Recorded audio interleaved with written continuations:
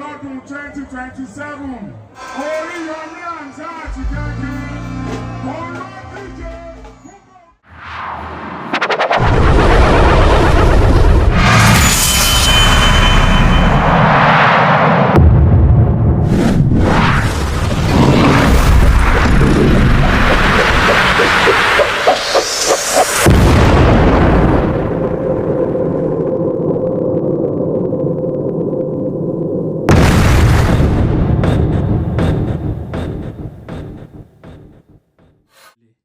Mo kí wa lóko níbikíbi tí ẹ bá ti ń gbọ́ mi. Àkàlàmàgbò náà ni. Gbogbo wa la rí ohun tó ń ṣẹlẹ̀, a rí ohun tó ń lọ ní ìlú Ìbàdàn. Wọ́n lé eégún lárí wọ́n ní mọ̀rùwò lárí eégún ń bọ̀. Lórí Oriyomi Hamzat, gbogbo wa náà la rí pé ó ti declare now. Ó ti declare now. Òun fẹ́ gbégbá gómìnà Ọ̀yọ́ State. Tẹ́lẹ̀ àwọn Ọ̀yọ́ ló ń pè, wọ́n lé Ọ̀yọ́ ń pè ọ́, òun ló pè tẹ́lẹ̀. Now ó ti declare, ó dẹ̀ ti declare party tó belong sí. Ìgboro dàrú, ẹsẹ̀ ògbèrò.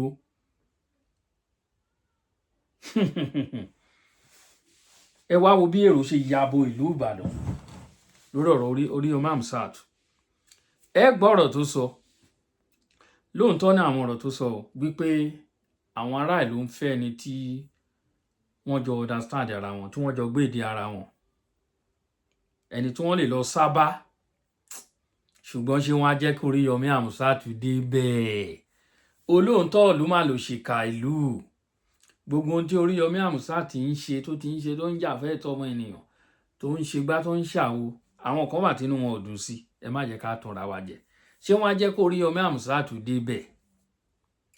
Káàrí Oriyomi Hamzat yìí kó dìde fọ̀rọ̀ Yorùbá nation ẹjọ́ ẹ̀yin èèyàn, báwo ni ò bá ṣe rí? Ànádá olóyè Sunday Igboho nìyẹn tó lérò lẹ́yìn. Torí kì í ṣe ìlú Ìbàdàn, kì í ṣe Ọ̀yọ́ State nìkan náà ti ń fẹ́ Oriyomi. Bẹ́ẹ̀ ni mo sọ. Ẹ̀yin èèyàn mi, ẹ jẹ́ ká wo àwọn fọ́rọ̀ wọ̀nyí. Ẹ gbọ́ ohun tí Oriyomi Hamzat sọ. Ẹ jẹ́ ká wo bó ṣe ṣẹlẹ̀ ní ìlú Ìbàdàn. Ẹ wo bí èrò bọ́n ṣe jáde síta lógúnlógún, lọ́gbọ̀nlọ́gbọ̀n. Ẹ jẹ́ ká wo. Oriyomi Hamzat jáde olódíje gbogbo gómìnà.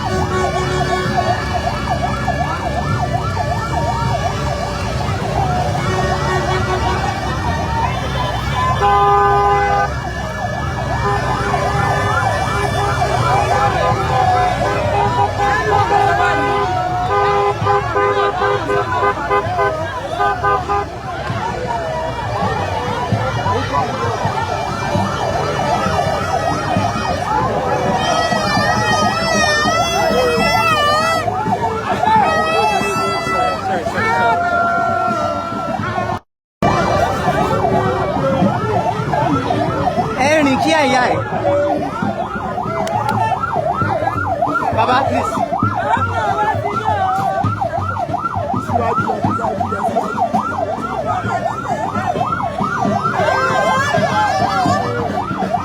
Ìjọba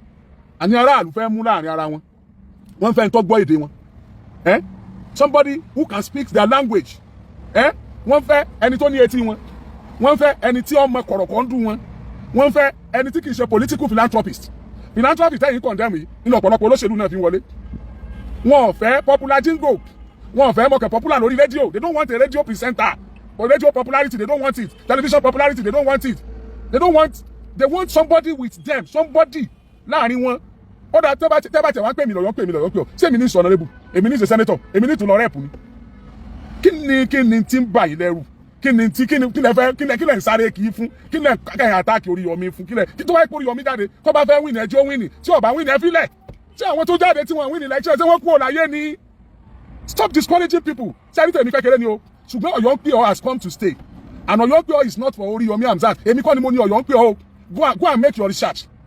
go and make your research èmi kọ́ ni mo ní Ọ̀yọ́ ń pè ọ́ o èmi kọ́ o ṣùgbọ́n bí Ọlọ́run ẹwà tí dọ́tẹ́ ti sọ wọ́n wà bá mi wọ́n gbé kámẹ́rà sójú mi wọ́n sọ oríṣiríṣi sẹ́ni kí n jáde pé mo ṣe tán tí báwọn tó fẹ́ dìbò kálukú wọn sọ pé àwọn ti ṣe tán àwọn tí ó contest wọ́n ti ń sọ oríṣiríṣi nǹkan wọ́n di ṣé mo change tí mo ṣe tẹ́lẹ̀ ni ọ̀pọ̀lọpọ̀ àwọn tó fẹ́ dìbò tí ń jáde pé àwọn ṣe tán náà sẹ́ni mi kí n jáde ṣùgbọ́n ẹ̀yin náà mọ̀ pé tó bá tásìkò bò some people are waiting for my voice some people are ready to go where I ask them to go enemy lè win the world mi let's wait till that time let somebody come out on for Ọ̀yọ́ ń pè ọ́ káfà kalẹ̀ nínú Ọ̀yọ́ ń pè ọ́ káfà honorable kalẹ̀ nínú Ọ̀yọ́ ń pè ọ́ káwọn tí ó ṣẹlẹ̀ ẹ jẹ́ kí Ọ̀yọ́ ń pè ọ́ káwọn political party wọn tó máa pè wọn káwọn tí ó ṣẹlẹ̀ look at one of my friend my very good friend Abdulrasaq Abdulgani Mr. GRA ẹ wo bí ọkùnrin yẹn ṣe dáa tó níwà àti níṣe tọ́jú ọmọlúwàbí ẹ wo gbà tó ti ń jáde tẹ ẹ̀kọ́ tẹ́ ẹ̀ fún tíkẹ́ẹ̀tì torí ẹ sì mọ̀ pé ó ṣe dáadáa ẹ mọ̀ pé ó súnmọ́ aráàlú ẹ mọ̀ pé àárín aráàlú ló wà the greediness and this attitude of politicians láti máa shed àwọn èèyàn tó lè ṣe dáadáa ó jẹ́ pé wọ́n kàn máa gbé tó wù wọ́n lé wa lórí iná aráàlú láwọn ọ̀fẹ́ it is not for Oriyomi Hamzat tí wọ́n bá sì mú mi tọ́lọ́n bá ní iṣẹ́ ẹ̀ tó bẹ́ẹ̀ kí n mọ̀ ṣe tọ́lọ́n bá sì ní mọ̀ ṣe gbogbo ayé ò tó bẹ́ẹ̀ pé kí n ṣe what's our problem so ẹ dojú ìbọn yín kọ bòmí ẹ mọ èyí sọ́dọ̀ tiwa àwọn òsínú ẹtẹ don contest o do or die ilẹ̀ yín fẹ́ ṣe ẹ fẹ́ yìnbọn pa gbogbo ayé ẹ̀yin àtàràlú lẹ fẹ́ contest kì í ṣe ẹ̀yin àtOríyọmí o aráàlú lọ́yọ̀ ń pẹ́ o it's not Oríyọmí o tí Ọlọ́run bá sì sọ pé Oríyọmí ọ̀yá ní ìsinú ẹni tí èèyàn lè lo àdùmọ̀kọ́rọ́ yín fún kọ́ wa fi máa gbé discourage they don't discourage me tàràlú bá lọ yá wọ́n lè fẹ́ tó wù wọ́n kalẹ̀ èmi ọ̀ tẹ̀lé mo sọ fún yín ni pé gómìnà Ṣèyí Mákindé sọ pé láàrin aráàlú àti ìjọba àtẹ̀yìn olóṣèlú níbo tí ń bọ̀ èmi faramẹ́ tàràlú bá fà kalẹ̀ ẹ gbọ́ mi yé mo faramẹ́ tàràlú bá fà kalẹ̀ gbogbo ẹ̀yin tẹ̀sí ń gbéròyìn pé Oríyọmí tí lóun jáde owó win ẹ gbé láti bẹ̀rẹ̀ I said if pé tí mo bá jáde máa win ó dá ṣé kí n sọ pé tí mo bá jáde ní win ni ṣé èmi wà nílà ká ibi tí yín ni nígbà tí ń dùn yín ṣé kí n sọ pé tí mo bá jáde ní win ni ẹ̀yin náà bá ń sọ ẹ̀yin lè sọ bẹ́ẹ̀ ṣèyàwó ilé lórúkọ ẹni ò ní bí ẹni làtò kẹlẹ́ ní dé tí ẹni jáde kẹlẹ́ ní wọlé ẹ̀yin tínú bí tíyàwó yín bá lóyún yọ sọ̀ láyọ̀ bẹ́ẹ̀ bá làjò ẹ̀ dé bẹ́ẹ̀ bá wọlé ẹ̀ jáde bẹ́ẹ̀ sì jáde ẹ̀ wọlé àjáde wọlé ò ní tọ́sẹ̀ yìí náà èèyàn máa sọ tó dá síra rẹ̀ ni o gbogbo tó trend lánàá ẹ̀ ṣe oríire ẹ̀ tún gbélé yìí náà Oríyọmí ló wọ́n jáde wọ́n wọlé aráàlú àti olóṣèlú ló fẹ́ dìbò aráàlú àti olóṣèlú ló fẹ́ dìbò ẹni wọ́n bá sì fà kalẹ̀ ilé mi ọ́ tẹ̀lé èmi ò ní tẹ̀lé olóṣèlú this time around ẹni aráàlú bá fà kalẹ̀ ni wọ́n tẹ̀lé ẹ̀yin aráàlú wọ́n ti wá ní illiterate lẹ́yìn bàbá yìí wọ́n ní illiterate lẹ́yìn màmá yìí wọ́n bá tẹ̀lé olóṣèlú ti ń bẹ́nu yìí wọ́n náà mọ̀ kankan and I want you to show them that you are despite the fact that lọ university lọ polytechnic kò sọ yìí di illiterate ẹ jẹ́ kó yé wọn when it is time ẹ jẹ́ kó yé wọn wípé bí àwọn ṣe wà literate láspect wọn ilẹ̀ yìí náà wà literate láspect yín á wà á pàdé lórí sókàn wá ẹ tún lè pè bẹ́ẹ̀ ṣe pè bẹ́ẹ̀ bá ṣe pè á máa dá yín lóhùn ó wà nílẹ̀ gan ni o ó wà nílẹ̀ gan ni o ọmọ Ìbàdàn ni mí ní Olúyọ̀lé níbi olè gbé jáde olóhùn ọmọ agbọ́ sásámọ́sá ọmọ agbọ́ yàyà ìmọ̀yà ọmọ agbọ́ kìjìkìjì ẹsẹ̀ mọ́ta kìjì tí ọba jẹ́ ni ọba yá ayẹni tí ọba jẹ́ ni ọba yá jẹ́ ni ọba san jẹ́ ti gbọ́ ẹ mọ̀ dẹ́rù bà wá owó ìdẹ́rù kìíní náà barúgbó aráàlú ló ṣe tán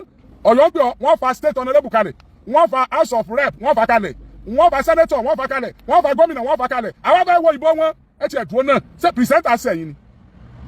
ṣe sá àṣẹyìn ni bẹ́ẹ̀ bá kówó jẹ lọ́tún lọ́sìn náà tẹ́ fẹ́ dìbò ọ̀dọ̀ wa lẹ́sà wá àwọn aláìní àmọ́ ọkùnrin lọ́dà ara yín dúdú àwọn aláìní ẹ̀yà akákùnrin lẹ́fun kápẹ́ yìí lẹ́yìn rẹ̀ what is happening kí ló ṣẹlẹ̀ gẹ́gẹ́gẹ́ kí la ṣe fún yín mo rántí gbogbo assurance ni mo ní pé wàláhì GRA ó gba ticket àfi bí wọn ò bá mọ tọkàn lọ́rọ̀ lókù they deprived him kèsì ẹ̀kan kèsì ẹ̀mejì they deprived him just because he's a presenter why kí ló dé káwọn àdúgbò afa GRA kalẹ̀ nísìn kọ́yọ̀ ń pẹ́ nínú ẹgbẹ́ yìí o GRA láfa kalẹ̀ o kẹ wá ní ẹnìkan o ọ wá láti ibì kan o kémi ọ tẹ̀lé o kémi ọkọ̀ ìsẹ́ni yìí o kémi ọmọ ìjáde tán o ẹlọ́ṣèlú ọ̀dà àwọn ni wọ́n ń pàṣẹ ayé wa níbi mọ̀ wáyé tọ́ba ni wọ́n wo ní ìsìn kò sí tí ń ṣe kọ̀kọ́ pò ń bínú torí wọ́n wà tí wọ́n fi kín lẹ́gbẹ̀ẹ́ tí wọ́n fi wo ìlẹ̀ àpò èjò ilé bàbá ẹ̀ mo fara mọ́ Ọ̀yọ́ ń pè ọ́ o tọ́ba jẹ́ mi wọ́n pè ó dìgbà náà ná bọ́jà lómi wọ́n pè ó dìgbà náà ná ṣùgbọ́n gbogbo ẹni tí Ọ̀yọ́ ń pè ọba pè Oriyomi Hamzat ó tẹ̀lé gómìnà ìpínlẹ̀ Ọ̀yọ́ náà sì ti sọ pé láàrin aráàlú àtolóṣèlú ìdìbò 2027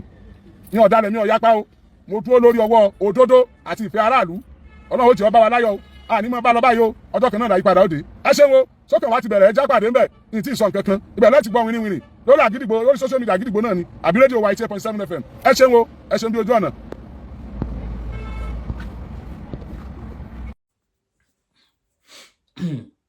ẹ ṣeun gan ẹ káàbọ̀ padà òun náà lẹ wò yẹn òun lẹ gbọ́ ẹ gbọ́rọ̀ lẹ́nu Oriyomi Hamzat ìbéèrè tí mo béèrè nábàlá àkọ́kọ́ ni wípé ṣé wọn á jẹ́ kó débẹ̀ kò sí nǹkan tí ò lè ṣẹlẹ̀ ní Nàìjíríà àwọn olóṣèlú wọn kọ̀ wò pé ìwọ kọ̀ déédéé kù gìrìdé lọ́jọ́ kan àwọn tó yẹ kí wọ́n ṣe ń lọ báyìí wọ́n ti mẹ́ni tó fẹ́ fà kalẹ̀ bọ́n ṣe ń bàálù yẹn jẹ́ wọ́n ti mọ the next person táwọn ti jọjọ ń ṣe tẹ́lẹ̀ tí wọ́n fẹ́ fà síbẹ̀ Oriyomi ò belong sẹ́ni party tẹ́lẹ̀ ó kọ̀ déédéé kù gìrìdé lọ́sàn kan òru kan olùfẹ́ wá ṣe gọ́vnà lé wọn lórí ṣé wọ́n á gbà ìbéèrè nìyẹn o ṣé wọ́n á jẹ́ kó débẹ̀ kò sí ohun tí wọ́n lè dán wò ẹ jẹ́ ká ṣebí inú Nàìjíríà náà lájọ wà àwa náà ń ṣọmọdé ẹ wo 93 ẹ wo ohun tó ṣẹlẹ̀ nígbà Abíọ́lá ẹ wo tó ṣẹlẹ̀ nígbà Abíọ́lá ti wọ Abíọ́lá win ní everywhere tán kí ni wọ́n ṣe wọ́n dàbò yẹn nù ni wọ́n yí gbogbo ẹ̀ mọ́ wọ́n yí kò sí ohun tó lè ṣẹlẹ̀ ṣùgbọ́n lóòótọ́ tí irú Oriyomi Hamzat bá débẹ̀ yẹn ọ̀dọ̀ òkú ń ṣe fẹnu sọ o ó dìgbà tá a bá débẹ̀ tán o bó ṣe rí ni bàbá Tinubu expect nǹkan tó ń rí o kò expect o bóyá ó ní convenant kan ni tí wọ́n lọ máa sọ convenant kan kò yé mi bóyá wọ́n lọ máa múlẹ̀ ní máyẹ̀kì lò lóyìnbó ṣé wọ́n bí àwọn lọ máa múlẹ̀ ni tí wọ́n bá débẹ̀ tán gbogbo nǹkan á yí padà ó ní kò yé wa lórí ọ̀rọ̀ àwọn olóṣèlú Nàìjíríà tí ìkan ò ṣẹ̀kan bóyá wọ́n múlẹ̀ ni kò yé wa o tí gbogbo ìlú fi dàrú tó yìí tí nǹkan fi bàjẹ́ tó yìí mo rí fọ́nrán kan tí bàbá wa David Hamilton ṣe wọ́n sọ̀rọ̀ nípa ọ̀nà àtìǹkẹ̀ Ilé-Ifẹ̀ tó Àkúrẹ́ and something like that wọ́n ròyìn wọn no kì í ṣe àwọn olóṣèlú yẹn but àwọn náà fẹnu síbẹ̀ there's another person tó show video yẹn wọ́n rò thickness of that road wọ́n fi comment Tinubu pé ó gbìyànjú the thickness of that is very thick wọ́n dẹ̀ ní irin náà kọ́kọ́ ń ṣe síbẹ̀ I think yes àwọn ọ̀nà yẹn I think from Ondo to Àkúrẹ́ torí wọ́n ń ṣe látọ̀ rẹ̀ to Àkúrẹ́ no from rẹ̀ to Ondo town from Ondo town to Àkúrẹ́ náà fẹ́ ṣe ọ̀nà yẹn wọ́n dẹ̀ náà ń pé double náà fẹ́ fi ṣe why tó fi jẹ́ pé tán bá ti débẹ̀ gbogbo plan gbogbo nǹkan tó náà fẹ́ ṣe gbogbo ẹ̀ á dànù gbogbo ẹ̀ á yí padà automatically why tó fi rí bẹ́ẹ̀ this is one of the things we need to look into we need to think about this why Oriyomi Hamzat lóòótọ́ we are clamoring for Yorùbá nation àti ìdébẹ̀ tọ́lọ́ bá bá ṣe tó bá débẹ̀ ṣùgbọ́n èmi ò ní sí lára àwọn aláwọ̀ ká fẹ́ gba Yorùbá nation lọ́la o ṣùgbọ́n àwa ò ní yẹ̀ kúrò ń bẹ̀ o àwa we don't belong to any party the only party tí èmi belong sí náà ni birthday party ti tèmi nìyẹn ṣùgbọ́n pé lọ́rọ̀ Nigeria party ọ̀ máa sọ pé mo support olóṣèlú kan for anything Ọlọ́run má jẹ́ kí rírú ẹ̀ bẹ́ẹ̀ ni mo sọ till we die orí Yorùbá nation láwà mo ń wo fídíò kan lọ lẹ́ni kíní kan divert attention mi I will think to go and orí group kan mo ti rí fídíò má padà lọ wò wọ́n ẹni yẹn ń sọ̀rọ̀ olóhùn aṣọ ibi tí olóyè Ìgbòho sọ pé òun ṣe Yorùbá nation mọ́ pé wọ́n ti rí the reason why tí bàbá Ládọjà pẹ̀lú Aláàfin kíní kan wọ́n ṣàn ní ìwo fídíò yẹn tán but àmà lọ wò ó màá dẹ̀ gbọ́ èmi ò gbọ́ bí tí olóyè Ìgbòho ti sọ bẹ́ẹ̀ rí o bóyá ó sọ bẹ́ẹ̀ rí o mi tèmi ò dẹ̀ wá mọ̀ so mi ò lè sọ pé mo deny pé olóyè sọ pé òun ṣe Yorùbá nation mọ́ ṣùgbọ́n the January of this year I think on the 1st olóyè Ìgbòho sì wá sí orí world media láti wá bá gbogbo ọmọ Yorùbá sọ̀rọ̀. And before we go to lie, àmọ́ nǹkan tó bá wa sọ níyẹ̀wò tó bá wa sọ. Yorùbá nation, we are there 100%. 100. Kò sí nǹkan tó lè yí wa padà. Ìgboro dàrú o nílùú Ìbàdàn. Ẹ wo àwọn ará ìlú lẹ́yìn Oriyomi Hamzat. Ẹ wo àwọn ará ìlú lẹ́yìn Oriyomi Hamzat. Àwọn fátọ̀ kankan tí mo rí òun náà ni tí mo mẹ́nu bà yẹn. Ẹni tí ò bá wọn ṣe tẹ́lẹ̀ tó kọ̀ kù gìrìdé lọ́sàn kọ òru kan. Tí ìlú bá dá mi rò pé ẹnìkan máa pariwo, àwọn ẹni tá bá wa túlù ṣe ni tí nǹkan á rọrùn, ṣùgbọ́n ṣé wọ́n á jẹ́ kó ṣe. Ẹ̀yin èèyàn mi ẹ̀ ní kú, èmi náà ò ní kú. Ẹ bá wa tẹ̀ sí comment section èròǹgbà yín lórí ẹ̀ torí ó jẹ́ ohun tí a rí o. Mo dẹ̀ ti rí fọ́nrán kan náà ní láàsì ẹ̀ níbi tó Oriyomi ti lọ ń ṣe campaign fún àwọn Fúlàní. Fídíò yẹn is no ní àwọn ọ̀rọ̀ tó Oriyomi ń sọ ń bẹ̀. Àwọn ọ̀rọ̀ tí ò dáa ni ní ìkọ́ tí èmi gbọ́ kí àwọn Fúlàní kan lọ máa gba voting card kan wá dìbò. Ara ohun tá à ń sọ nìyẹn.